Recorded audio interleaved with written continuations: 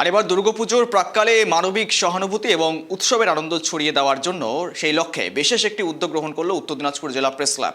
শুক্রবার প্রায় 1000 জন সাধারণ মানুষের হাতে তুলে দেওয়া হয় নতুন বস্ত্র। হাজির ছিলেন বিধায়ক কৃষ্ণ কল্যাণী, প্রেস ক্লাবের সভাপতি অমিত সরকার, প্রেস ক্লাবের সাধারণ সম্পাদক অলিপ মিত্র, পৌর প্রশাসক সন্দীপ বিশ্বাস, মার্চেন্ট অ্যাসোসিয়েশনের সাধারণ সম্পাদক অতনুবন্ধু লাহিড়ী সহ বিশিষ্টজনেরা।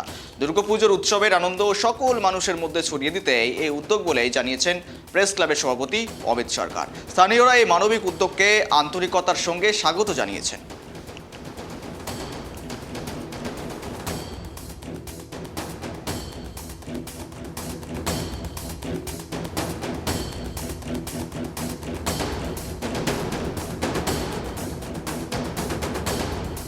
গত বছরের মতো এই বছরও আমরা গরিবদের মধ্যে নতুন বস্ত্র বিতরণ করলাম।